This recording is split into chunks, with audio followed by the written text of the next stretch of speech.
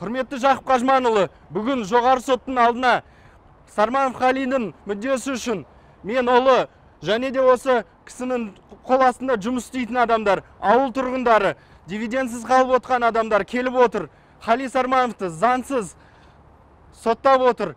Сайрам ауданының судьясы заңға қарамай, әкеме соңғы сөз бермей соттап жіберіп отыр. Біз осында арызбен келіп отырмыз. Арызымызды қабылдап, өзіңіз жеке қабылдауға алып, осы істі өзіңіздің қарамағыңызға алсаңыз, себебі Түркістан облысындағы заңсыздықтар үлкен ахуал жасап отыр. 100-ден аса адам жұмыссыз қалайын деп отыр. 500-дей адам дивидендсіз қалайын деп отыр. Тек сіз осы істі қадағалауыңызға алсаңыз, әділ шешім шығатынына сенімдіміз. Сарманов Қали босатылсын!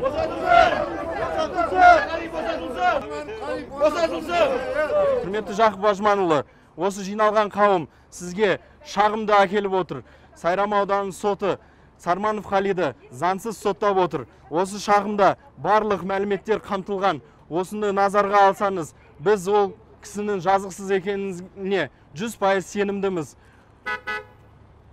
Осы кісінің ұжымы, ауыл тұрғындары осында келіп отыр, және де осы шағымға осы жерде қол қойып отыр.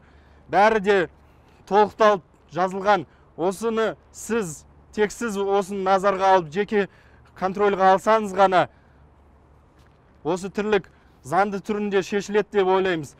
Сарманов Қали ақталып, заңсыздықтардың бәрі жойылады деген сенімдеміз.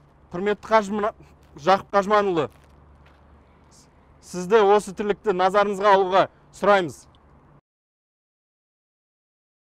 Нұр Отан, шынымен де Нұр Отан халықтық партия болса, осы уәждерімізді тыңдап, Сарманов Қалиді босатуға өзіңіздің үлесіңізді қосуды сұранам. Сарманов Қали босатылсын, Сарманов Қали ақталсын. Мәжбүрлеп оларды сот үкімін шығарып, шақырылсын деп. Милиция барып мәжбүрлеп оларды әкеледі, мәжбүрлеп